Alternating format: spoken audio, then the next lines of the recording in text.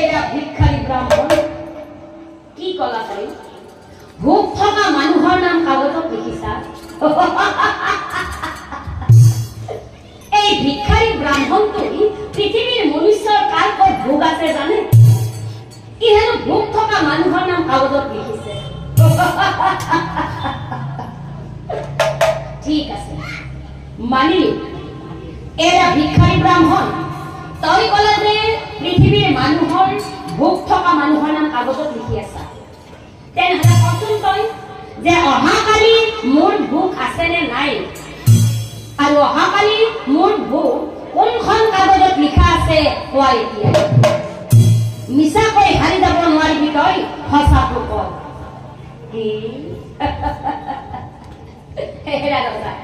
তাৰ মানে অহাকালি তোৰ ভোগ আছে না আমি ক'ব লাগিব নহয় তেনেহলে ৰবা ৰজা ৰবা এই কাগজবোৰ চালি মই তোক এতিয়াই কৈ আছো ৰবা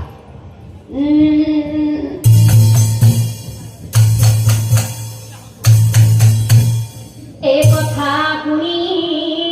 ব্ৰাহ্মণে অ কাগজ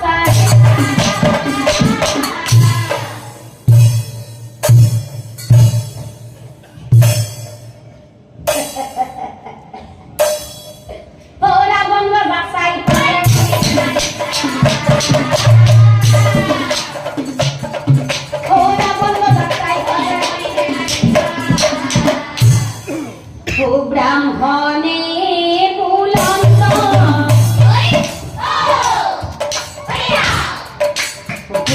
গুণাহারাবন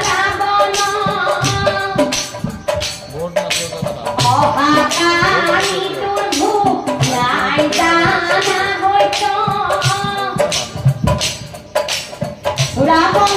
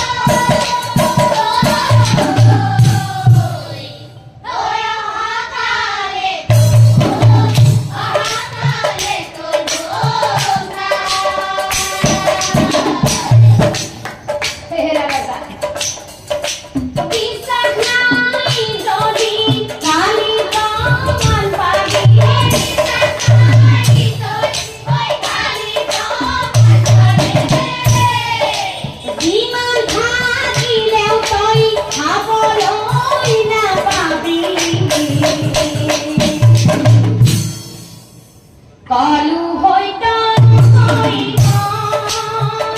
কালু হইত কালু হইত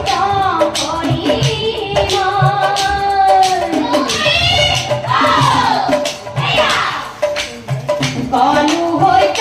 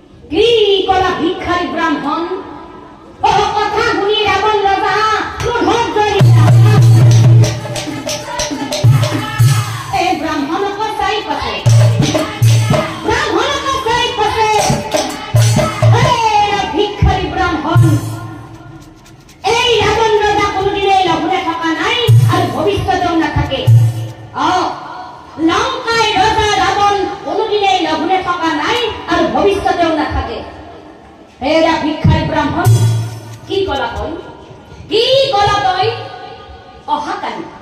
অহাকালি মোৰ ভোক নাই বুলি কৈছা নহয় তেনেহ'লে শুনা ভিক্ষুক ব্ৰাহ্মণ অহাকালি প্ৰজাজনক মাতি মই ৰাজভোজন পাতিম অহাকালি গোটেই প্ৰজাজনক মাতি মই ৰাজভোজন পাতিম আৰু প্ৰজাজনৰ সহিতে মই একেলগে ভোজন কৰিম আৰু ভোজন শেষ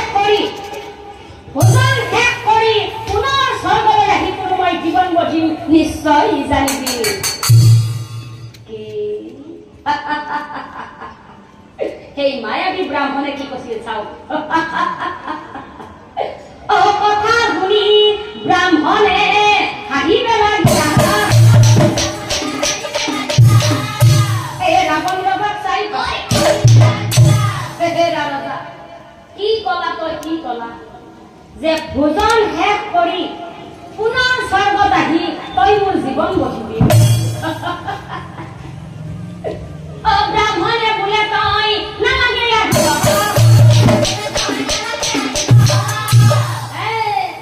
তই মোক স্বৰ্গত গঢ়িব আহিব নালাগে মই নিজেই লংকাত যাম তোৰ সেই ৰাজভোজন চাব নিজেই লংকাত যাম মই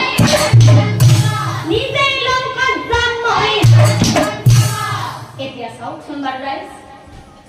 স্বৰ্গৰ পৰা ৰাৱণ ৰজা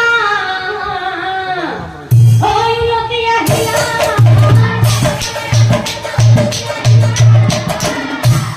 মন্ত্ৰীগণক চাই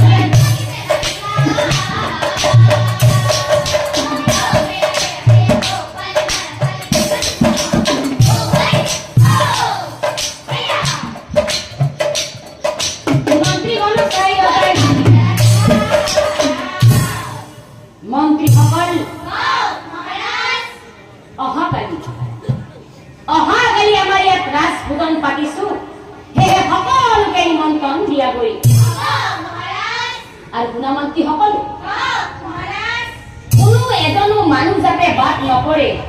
গাঁৱে ভূঞে সকলোকে নিমন্ত্ৰণ দিয়া গৈ এই কথা শুনি মন্ত্ৰীগণ হৰৈ নেথা ঢোল পিটি গোটেই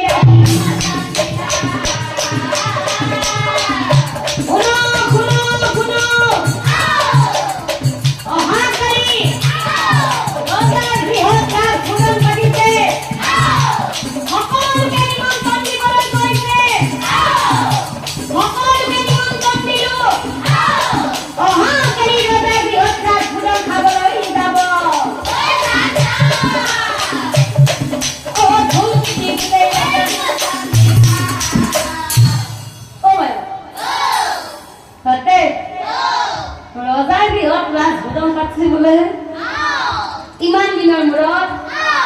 নাযাওঁকে থাকিম যাবাই লাগব কথা আছে ৰজা গৃহত ভোজ ইমান দিনৰ মূৰত পাতিছি নাযাওঁকে থাকিবা বুলিয়াই যাবাই লাগব এই নিমন্ত্ৰণ পাই গয়া লোকৰ আনন্দ পিছদিনা সকলোৱে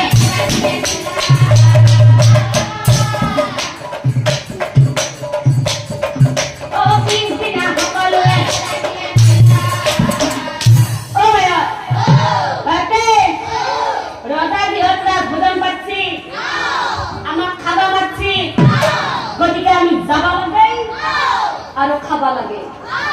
কথাতে কৈছি আমাৰ আইসকলে ক'ব বৰ ধুনীয়াকে মনে মনে বহি গৈছে আপোনালোকে ক'ব জোৰত ক'ব কিন্তু কথাতে কৈছি ভোজন কিয় আগত নহয় জানো আৰু আমাৰ বাপসকলে ক'ব যে মেলৰ কিহত অভ্যাসটো আছে তাৰমানে পাছত বুলি কৈছে কি গম পোৱা নেকি অভ্যাসটো আছে আৰু আমাৰ ডেকাসকলে ক'ব যে যুদ্ধৰ কিহত আগত যুদ্ধৰ আগত গ'লেও মৰবো পাছত গ'লেও মৰবো যুদ্ধৰ সদায় মাজত কথাতে কৈছি ভোজৰ আগত মেলৰ পাছত আৰু যুদ্ধৰ মাজত গতিকে মোক খাব নাযাওঁ থাকি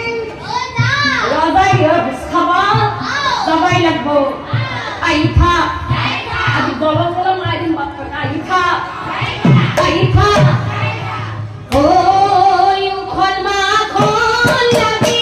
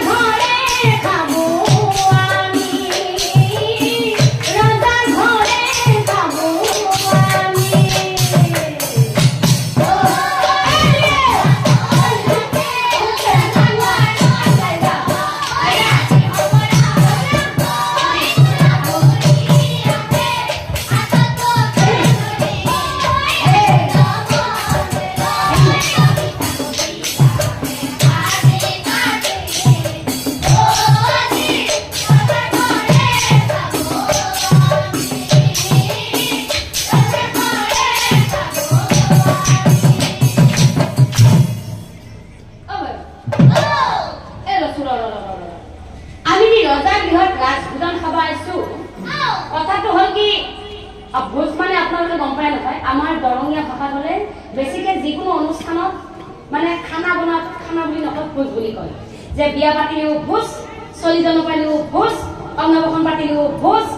যিয়ে নহওক যি অনুষ্ঠানতে ভোজ বুলি কয় আৰু আপোনালোকৰ এইফালে বেছিকে খানা বুলি কয় নহয় জানো আজিকালি মই আপোনালোকৰ ফালে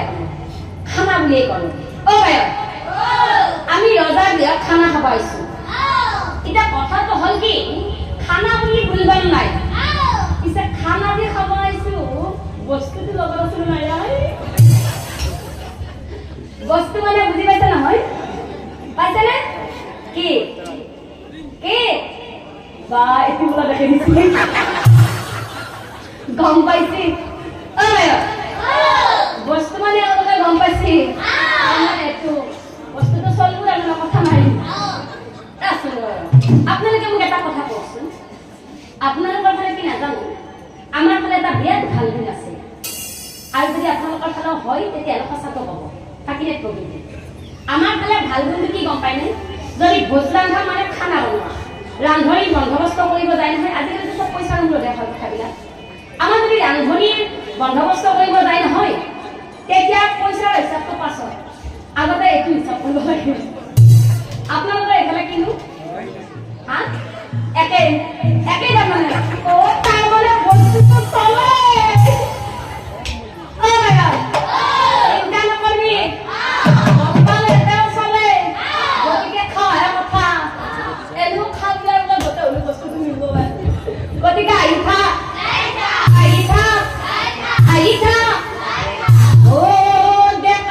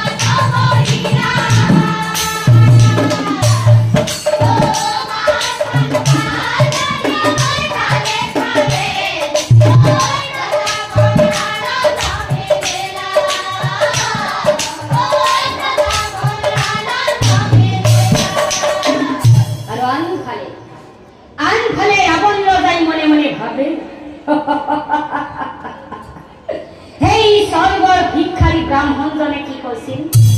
আজি হেনো মোৰ ভোগ নাই, এতিয়া চাম মাছে মঙহে এই প্ৰজাজনৰ লগত বহি মই একেলগে ভোজন কৰিব ওলাইছো।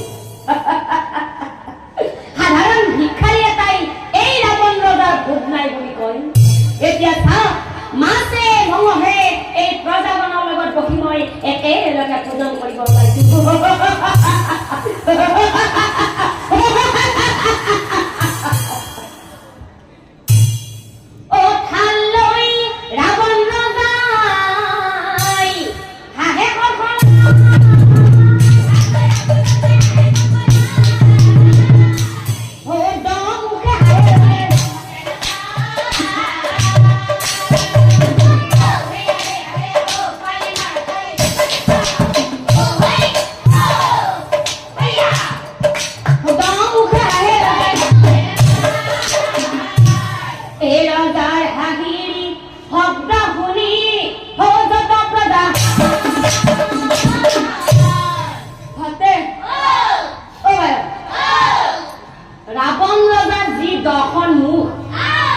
দেখা পালে ভয় লাগে,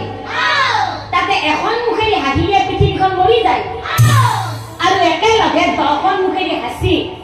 আৰু যিটো হিচাপত হাঁচি নিশ্চয় কিবা অঘটন হৈছে। অ বাইৰ মোৰ বিৰাট ভয় লাগিছিল। অ বাইৰ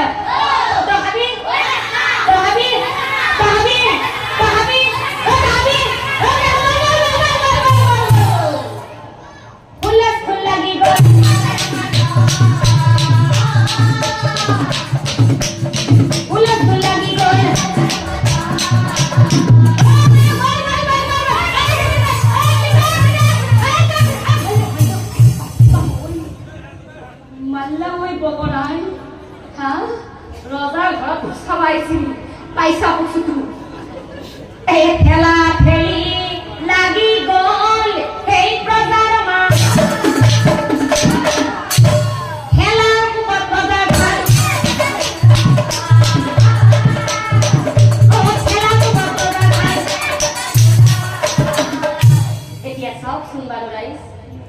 সেই প্ৰজাজনৰ ঠেলা ঠেলিৰ কোবত ৰাৱণ ৰজাৰ ভাতৰ থালিখন গৈ বহু দূৰত চিটিকি পৰিছিল। অ চিটিকি পৰিল থাল ভৰি বচন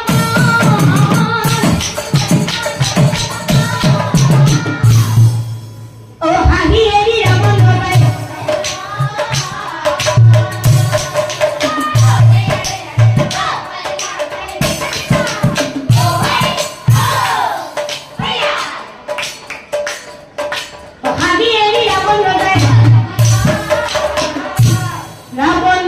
মনে মনে ভাবে এয়া বাৰু কি হৈ গল, ইমান সুন্দৰকৈ মাছে মঙহে এই প্ৰজাজনৰ লগত বহি মই একেলগে ভোজন কৰিব ওলাইছিলো, কিন্তু গোটেই ভাতৰ থালিখন দেখোন খচি গছকি একো নোহোৱা কৰি পেলালে, লগতে গোটেই প্ৰজাজনেও নোখোৱাকৈ উঠি গল। কিয় বাৰু এনেকুৱা হল? সেই স্বৰ্গৰ ভিক্ষাৰী ব্ৰাহ্মণে কোৱা কথাখিনিয়ে লাগিল নেকি বাৰু? নাই নাই নাই নাই, সাধাৰণ ভিক্ষাৰী এটাৰ কথা এই ৰাৱণ ৰজাৰ গাত কেতিয়াও লাগিব নোৱাৰে। কিন্তু কিন্তু কিয় এনেকুৱা হ'ল গোটেই ভাতৰ থালিখন দেখোন খচি গছকি একো নোহোৱা কৰি পেলালে হৈ আজি কিয়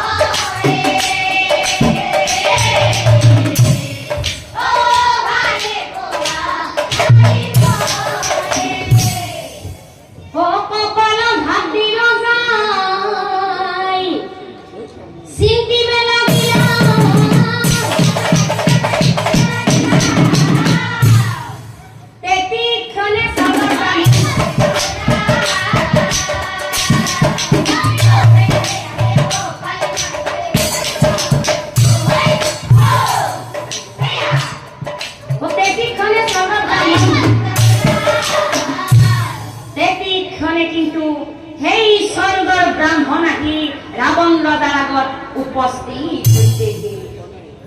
এ হাহি হাহি ব্রাহ্মণ রূপী ও প্রভু দয়া কহিবে লাগিলা কথা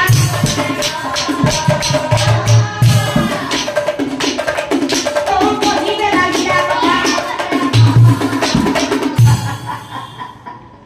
হে হেৰা ৰাৱণ ৰজা মই তোক কৈছিলো নে আজি তোৰ ভোগ নাই বুলি কিন্তু তই নামানিলি গৰ্ব অহংকাৰ কৰি তই প্ৰজাজনক মাতি ৰাজভোজন পাতি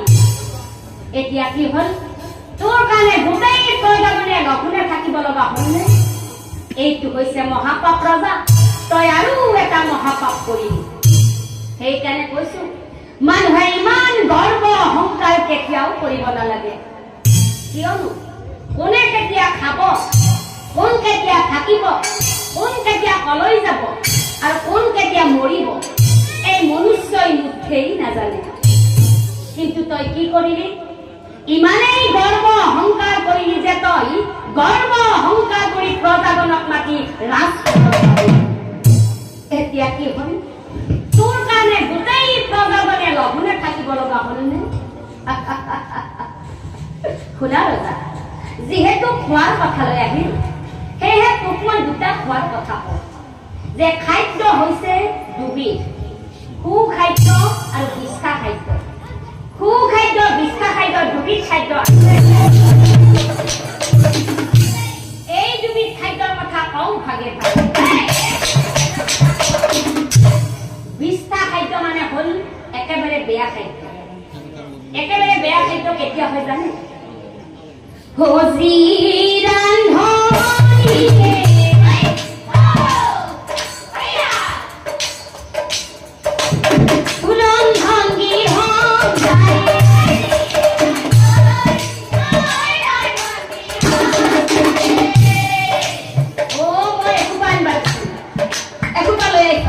মই কি ৰান্ধিম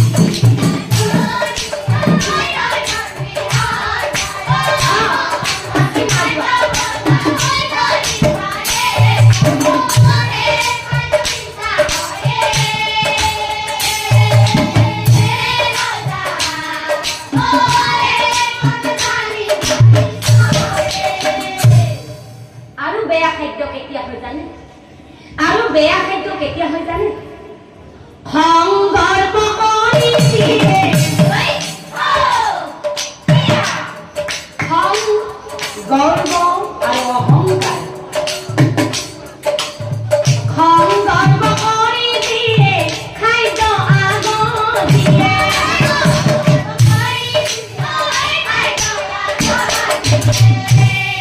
সেই খাদ্য যিমান খালেও তো গাত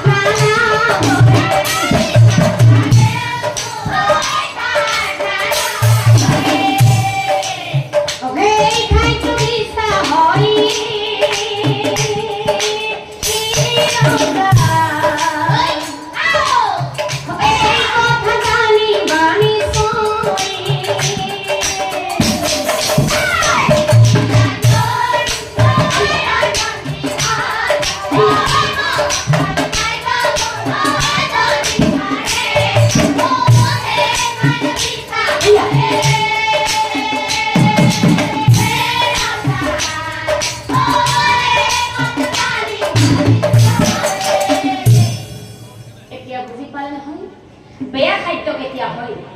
যেতিয়া ৰান্ধনীয়ে ৰন্ধন গৃহত গৈ যাকে তাকে বকি যি টি কৈ বস্তু বাহিনী আফিলাই বেয়া খাদ্য কৰি বেয়া শব্দ কৈ বেয়া চিন্তাৰে ৰন্ধা বঢ়া কৰিব নহয় তেতিয়া সেই খাদ্যখিনি যিমানেই ভাল কৰি নবনাওক প্ৰিয়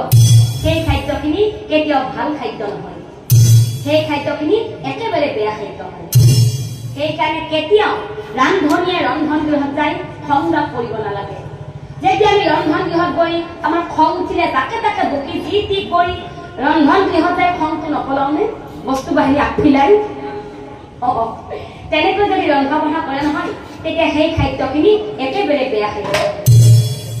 এতিয়া ভাল খাদ্য কেতিয়া হৈ জানে ভাল খাদ্য কেতিয়া হৈ জানে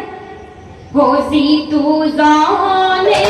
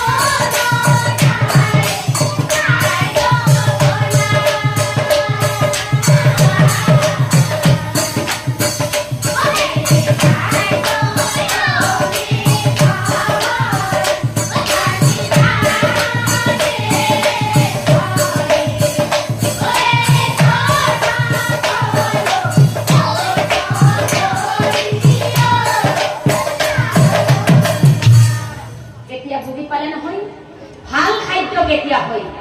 যেতিয়া ৰান্ধনীয়ে ৰন্ধন গৃহত প্ৰৱেশ কৰা মাত্ৰকে কৃষ্ণ বুলি প্ৰৱেশ কৰিব দিছে